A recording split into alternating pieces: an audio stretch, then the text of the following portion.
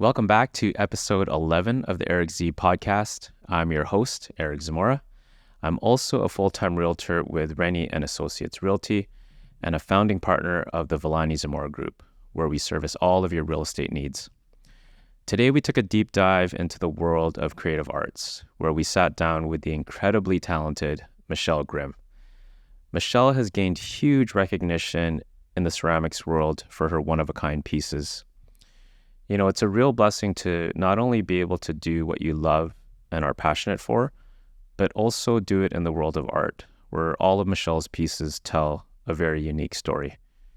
Can't wait for you to tune in to this conversation. So excited to welcome Michelle Grimm.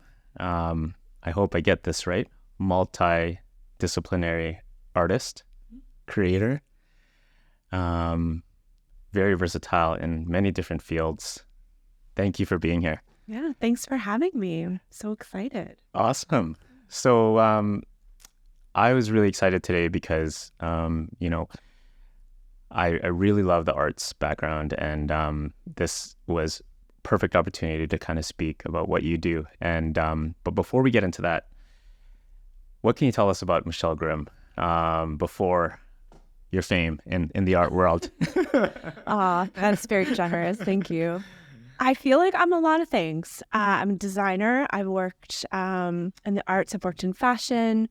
I've always wanted to be an artist, but never really had the courage. Currently, I am making ceramics. I regularly collaborate with fire, which is a really unique way of making. But yeah, I'm really honored to be having a career in the arts because that's a privilege. Right. Yeah. Was this part of your life in the arts world been with you since you were younger? Oh yeah. Like as a child? Always. Okay. I knew I was different from like childhood. Right. Yeah. How so? I was always drawing, painting, making, thinking, ideating. I feel like I was probably a pretty philosophical child. Okay. I was terrible in school, not an academic. Grew up dyslexic, probably a touch of ADHD, but we didn't diagnose it really back then. So school was always a struggle, but with art, there was no wrong.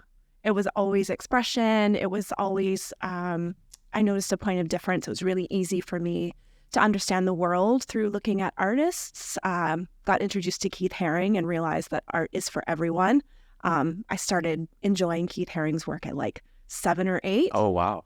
So yeah, really having a perspective on the fact that the world is a bigger place. Yes. So yeah, it taught me a lot, and it really kind of helped me have a bit of confidence where other kids were kind of, doing better with spelling, doing better with math. Didn't matter, I had art. So right. Out for me. Yeah. So you just had a stronger interest in the arts world rather than in school. Always loved it. Yeah. Always in my own little world. Yeah. Yeah. Right on. So the cool thing is that you have a design background as well. So this is in the commercial sort of spaces. So you would do interior design for commercial spaces. Yeah. How did that come about? Well, before that, I was working in fashion in New York City. And once I left New York City, my job didn't really exist for me outside of that little bubble. I happened to really resonate with the way spaces were designed. I realized very quickly that a space could make a person feel a certain kind of way. A space could really connect you to a time and place. And I really loved that you could control the way a person felt by experiencing that. And that got me thinking, I might like to do this for a living. And it was incredibly creative. So yeah, I decided to go to school. And I ended up working for an architect while we lived in Australia and got to do creative art-based interiors. Wow. Yeah. If somebody was like, you know what, I really like designing spaces too, right? Where would they even start in terms of what kind of schooling you'd have to get to do that? Like if somebody asked you for coffee and said, hey, like, want to pick your brain, like what would you say to them how to get started in that field? That's a really good question. I find that there's so many aspects of design. And one of the cool things about being a creative is you really can you really can do a lot of things. You don't realize it, but being creative is actually being innovative. Yes. So learning how to communicate your ideas, communication is really important. Learning basic graphic design is a skill that I think everybody should know. Yeah. Especially if you have big ideas, you have to figure out a way to get people on board with your big ideas and showing them through, maybe you want to use collage, for example, to illustrate scale, or just really get across something that's abstract that people haven't seen before. So communicating your ideas, but then, you can look at industrial design. It's good to have hand drawing. I've had so many projects where I've had to sketch things out. But yeah, I would say you go to art school if you want, or if you're here in Vancouver, a technical school. I did go to VCAD, but there's BCIT. Okay. There's a lot of places. Yeah, I guess BCIT Emily Carr would be a path to take too. Absolutely. Okay. Absolutely. Yeah. Awesome. Yeah. So then with the timeline, I guess you spent quite a few years in that space, and the sort of creative side with your artistry, that was all happening in the background while you were doing that. Yeah. Okay. That was actually, I really did kind of land a dream role. Yeah. My boss recognized very quickly over coffee. I met what would then be my boss, and he realized, oh, this girl's not incredibly technical, but she's got ideas. And I was able to communicate efficiently. So I was able to pitch kind of concepts that hadn't really been done before. So I was always drawing. I sketched out a metal sculpture that's basically like the size of a room, essentially, for a retail space. So I was always drawing my ideas. I would sketch out my ideas and then eventually send them to someone to 3D render them, to build them, and then I'd be off to the next idea. Wow. So I really relied on hand drawing for a lot of things, although I can 3D model. I did learn actually how to do that. But yeah, I've always been, even paintings, for example, I would paint a watercolor, and that color study then went on to be made into a rug for a restaurant where everything was custom. So you never know what's gonna land if you're creating. Sometimes things just click, Yeah, they get into the right place. That's true. Yeah. Yeah, exactly. Yeah, sometimes I'd imagine sometimes things that you've done very quickly too, that didn't really wasn't so much thought into it, but it actually turned out to be something huge and amazing. Does that kind of happen? Yeah, it kind of goes that way, right? It's really funny. There's so much that's just instinctual and on a whim. Mm-hmm. For example, the metal sculpture I literally drew it up on a napkin over a coffee meeting. So you never know. And then that project ended up winning design awards. And so you never know. A 5-minute quick idea can turn into something really huge. Right. Yeah. Wow. So speaking of awards, so I've had a look at your press section. It's pretty impressive. So now if we're talking about what you're doing now, man, the recognition you're getting is pretty amazing. Canvas Rebel, Voyage LA. These are all big magazines. Western Living. That's a huge publication. And you were a finalist in the creator. Oh, creator maker section. Yeah. So we'll get into that, but how somebody that's an aspiring artist like yourself, what do you think was integral to sort of getting that sort of attention and eyes on your work, the way that you've been doing it? How did that all kind of come about? I think putting your work out there. Yeah.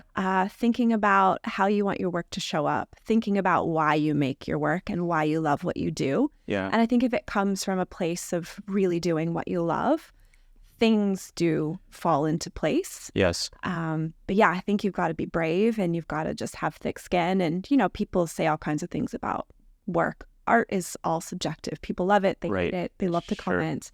Yeah. But you just have to put it out there. Yeah. You have to put it out there. Yeah. Yeah. Yeah. It's it's so accurate what you're saying is that you've got to really love it first, and then the that part of it comes second, I guess, after, right? Would you say that that's sort of how you got started in this space, that it was a passion first, and then you're like, oh wow, this is sort of turning into a bit of an entrepreneurial business side of it too, that kind of just came organically after? Yeah, well, or was it a different vision that you had, like, from the beginning? Well, it was interesting because the way I work with ceramics now, with specifically using like wood firing, smoke, using carbon and organic materials, that way of working actually developed off of a restaurant project that I was working on. Okay. I was researching fire and smoke and that were steam. Those were the ways that the chef cooked, and those were inspirations for him. Yeah. And so looking about how that materiality translated into the restaurant, I was still doing ceramics on the side. And so I started thinking, how can I implement that into the work that I'm making? I'm really inspired by this chef. Yes. So that kind of planted a seed of how I was going to make the work that I was going to make. But I didn't actually know that I was going to be a ceramicist. Yeah. I think 2020 was a huge pivotal year for a lot of people.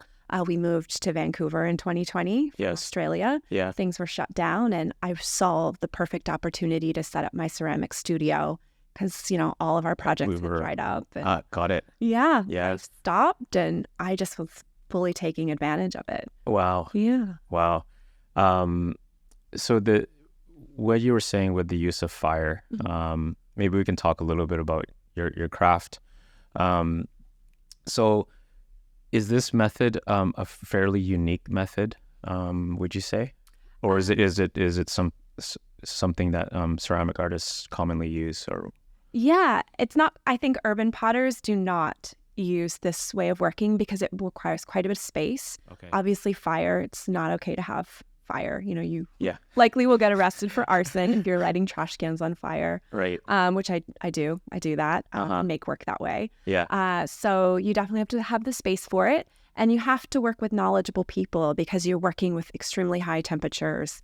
It's a lot of work. A lot can go wrong. You're chopping wood, you're feeding the kiln. So thankfully, I've had mentors really teaching me about fire and teaching me about heat work and what materials to use, what burns faster, how to listen. I know when oh, we got to feed the kiln. I know, just from the way the fire travels, by looking at it, if it's looking for oxygen or if it has a lot of oxygen. If it's looking for oxygen, it moves really slow and animal-like. And all those things actually affect the outcome of your work. Wow. Yeah. Interesting. Yeah. And then, so you were saying that this all plays into how it's very difficult to replicate the final product because of what you just said. All of that stuff. All of those elements. Yeah. Well, we try to work sustainably as well. So we never get from the same wood source. So a couple firings ago, some Hanoi wood from UBC was ordered from Japan for a building project that never got used. We ended up using that in our wood firing. So we never use the same materials because we're always getting offcuts from fallen down trees in people's yards, or we try to get where we can to make things sustainable. But even then, weather conditions, that seems to affect if there's more moisture, if the wood burns, if there's more sap on the wood. It all affects the outcome. Wow. You never know. You never know. It's crazy. It's crazy. Right. Yeah. So back to the method then, it sounds like this has to be done outside, yes. Ideally. Yeah, for sure. Okay. For sure. Can it, I don't know if this is a dumb question, but can it be done inside somewhere if you had a big enough space? Or not really? Not in a healthy manner. Not in a healthy manner. Okay. Because really in most ways of the smoke, working directly with fire. So okay. I would not recommend it. And then also with the off-gassing, we're also working with things that can be hazardous. Right. So you want to be really careful. Ventilation's really important. Okay. Yeah. Really important. Yeah. Wow.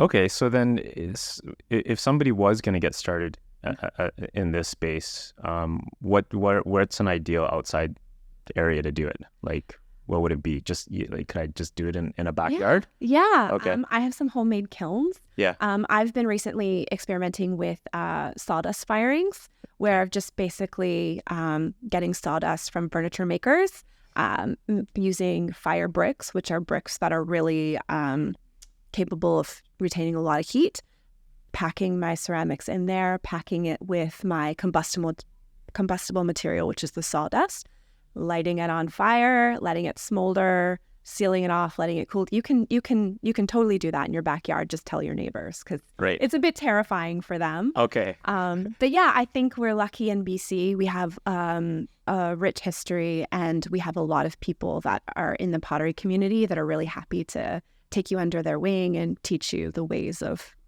working. Right. Yeah. Wow. So with your work, we were talking about that it's actually showcased in galleries. Like, I saw that it's in a gallery in Toronto. But you had also mentioned about an online gallery. Yeah. What is an online gallery? And how does that work? Yeah, that's a really good question. They work in different ways depending on the arrangement you have. But the particular gallery that I'm with, Vessels and Sticks, located in Toronto, I actually hold the stock and then ship it out when it's been purchased. So it keeps the cost down. You know, we all know space is at a premium. Yeah. So it's kind of interesting because it opens up the world. You don't have to ship everything to the gallery, so you save. It's a bit more sustainable working that way as well. Okay. Things get shipped once instead of to the gallery and then potentially out to a client. Oh, wow. Okay. And through Vessels and Sticks, we also do, we just did Design Toronto. We have another one coming up, the Artist Project, which will be a physical location. So they're kind of a hybrid between physical and online. Vessels and Sticks. Oh, okay. Yeah. Okay. And they're like in downtown Toronto? Or? Well, mostly online. And then whenever there's design events, they've been doing more and more pop-ups. Oh, got it. Yeah. Okay. Yeah. Oh, neat. And how did you connect with them?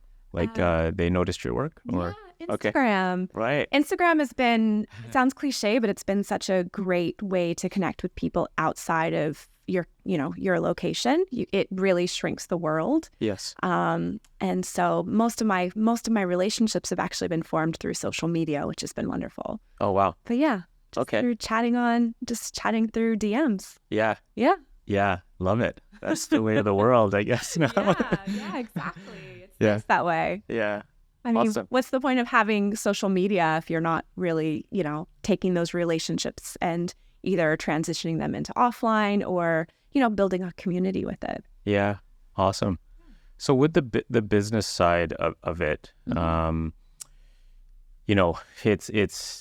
It's always tough because it's like, you're so zoned into your craft and your art, and then it's like, okay, I gotta manage the business side too. So how has that experience been, and sort of getting your business going and managing it? What would you say is sort of key to being successful in that regard? Organization, strategic planning. Yeah. Do you have a team? It's just me at the moment. Okay. So the way that I work is I found that my work is best experienced through people seeing it. Yeah. I think people really should experience it and touch it and look at it, because sometimes it's interesting watching people connect to work. They know right away. It's like two people in a bar locking eyes. You're like, oh, that person, there's a connection there with that piece. Yes. So I do rely heavily on wholesale. So that really takes a lot of work off of me. So they can take care of some of the shipping as well. We kind of share the load. Okay. But in addition to organization, I'm doing everything. So I have studio days where I'm in the studio all day long making, and I don't really answer emails. I'm just working. Yes. And then I have admin days where I am making deliveries, sending emails, right. Photography, writing up things, yeah. doing all the stuff, accounting, Yes. So your back of house, as an artist, your back of house really has to be just as immaculate as your front of house, or you get really bogged down quickly. I see. Yeah. So when you say wholesaling, so you're designing, crafting, finished product, and then that goes to a studio or warehouse, and then it gets delivered from there. And then somebody will see it online and then order it from there, or how does that work? Or So yeah, that is I realized that, yeah, I guess a lot of people wouldn't be knowledgeable about wholesale. So basically, I make the product, and once the product is made, a store will then purchase it, or there's a couple different arrangements that you can have. Okay. So whether it goes to whether it's allocated to a gallery or whether it's allocated to a retail environment, it means that basically someone else is doing the selling for me. But usually they always hold the stock, and their staff educates people about the product and how it's made, and they kind of it's a nice relationship because it shares some of the workload. Okay. Yeah. I see. Yeah. Wow. So can you tell us maybe a story of maybe when you were building your business to where it is now? Anything that was very challenging that you could say? That you could point out? Sure. Yeah. Sure. Absolutely. Yeah. Well, I think if you're not making mistakes, in a way, you're kind of not really doing it right. You're not doing enough, right? Yeah, because you're not putting yourself out there enough. Yeah, sure. One of the things that I realized is it's not always great to listen to other people. Yeah. I was working in a way that most ceramicists weren't working. I mean, making one-of-a-kind work, that's the way painters work. Yeah. That's the way a lot of other mediums work. But for some reason with clay, everybody wants bowls and plates and mugs, and people can't really comprehend, what do you mean you're not making the same thing over and over again? Right. So people were saying, oh, that's never going to work. That's really, I don't understand. Why are you doing that? So I had to really kind of ignore that. Yeah. Like, no, I could see how that would be tough to separate that. It's just like, They don't really understand it. Yeah. It's like, oh, well, you wouldn't buy 20 of the same paintings. Sure. So it was really hard for people to kind of understand what I was doing. And it was also really hard for people to understand how I was working. I was working in a way that, there's a lot of risk involved. There's a lot of loss involved. So people are like, I don't understand why you're doing this. Yeah. But, you just gotta do what feels right. And then the thing that really got me in the beginning was pricing work, which is a really hard thing for any artist to do. Sure. I was looking at other people, what the market was for those sorts of things, but I wasn't necessarily taking into account for all the firing, the methods of producing that I was doing that they weren't doing. So one of the earliest mistakes I made was I was really underpricing my work. Underpricing it? Okay. And I sold so much work, and I was selling work like crazy. It was like flying off the shelves. But I wasn't covering my expenses. I was like working all the time and could like barely afford to buy clay. Sure. So you really have to keep track of things. Yeah. You have to be smart. You have to really look at things like that. And the other kind of really important thing is just make sure you're being strategic about your opportunities that you're taking, especially if it's only your hands. You have to make sure that you only have this amount of time, and you want to make sure that you're using it wisely. So aligning with people that are the same as you is really important. Yeah.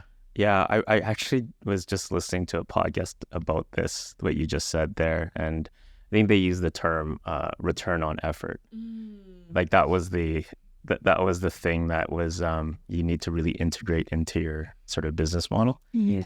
So it really makes you focus on what's gonna, I guess, contribute to the big picture overall, because you don't have a lot of time. No. Time is so valuable and scarce. Yeah, you can't designate anything. You're doing it all, so you really have to make sure it's right and for the right reason, and it's going to be appreciated. Yeah.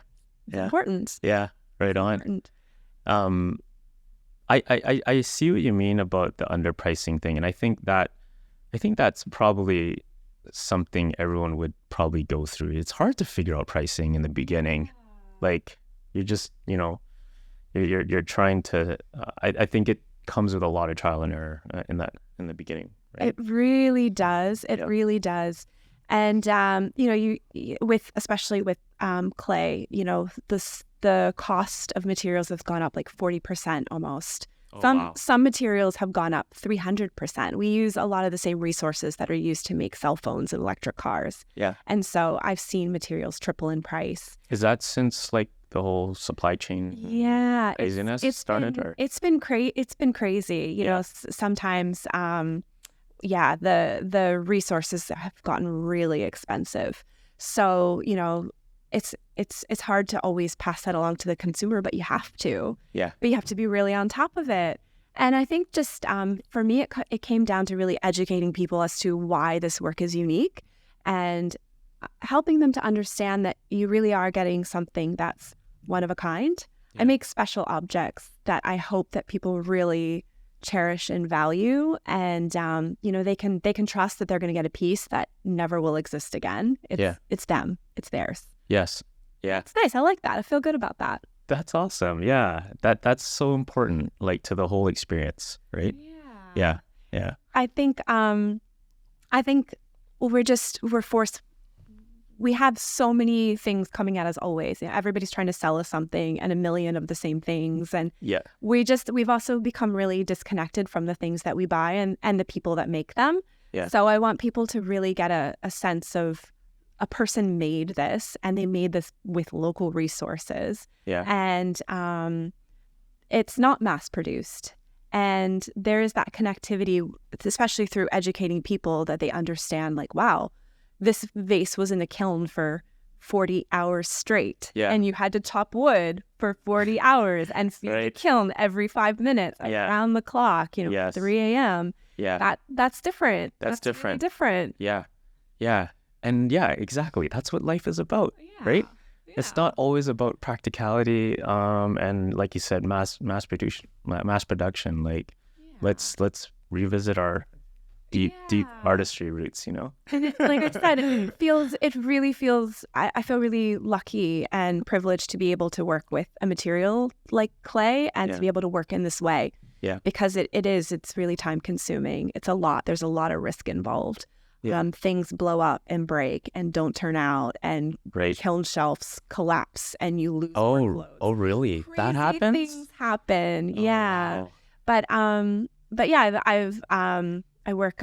If I can repair a piece thoughtfully through like kintsugi methods with gold, those pieces become even more special. They may break in the kiln, but then they come out so magic when they're like, this piece is special. It's on its own journey. Yeah, it's unique. Yeah, because the story with that one, you'd be able to tell them that actually this one actually broke in the that shelf collapse or whatever. Right? So it's like, but a really interesting story is there was someone had made a really large piece and it just broke, just split. And I had a really tall vase in there, and there were a bunch of other little vases and other people's work, because we communally fire that way. We share the risk, we share the work. Yes. And then we share the joy when it comes out of the kiln. Yeah. So I had this really tall piece, this large bowl collapsed, and my piece actually held up the bowl. It fell onto my piece, and my piece protected all this work around, but my piece essentially got ruined, but all these other people's piece got saved. And so I pulled it out, and there was this big thing stuck on it. Pulled it apart, big hole, and we had it filled with gold, and it was beautiful. And to think about this like little hero of a piece that saved all these other little vases, like what a strong, what a like beautiful thing. Yes, and totally. It's in someone's home, and it's gorgeous. Yeah, like every piece has a story. Yeah, that's awesome. So we're kind of just starting 2024 now. What's next for Michelle Grimm out there? So many things. Yeah. I'm a very curious person. Yeah. I am doing lots of experimentation, even more so with local ingredients. Think I'm taking things from restaurants, like making ash glazes from wood-fired pizza ovens, using things that are basically like discarded waste, testing them and making them into glazes. So I'm really doing a lot of deep diving into that sort of sustainability. So that comes with the drier seasons when we campfire. Okay. I've got art show coming up in Toronto. Okay. I'm just hoping. When is that? That's in April. In April. Okay. In April, so that's right around the corner. Currently making work for that. And just continuing to explore scale, to keep curious, to keep making, and to keep growing my business in the right channels. Yeah. I love it. So I'm obviously a fan of what you do, and I've gone to see your work. I own some of your work. And I really genuinely mean this, that when I see your work, you can tell what was put into it, and obviously you telling the story is amazing and everything with each piece, but you can already tell when you look at it, they're beautiful. And just wanted to say congratulations on all your work. Yeah. Thanks, that means the world to me. Yeah. And I really appreciate you saying that. Awesome. Yeah. Thanks for being here today. Yeah, thanks for having me. Awesome.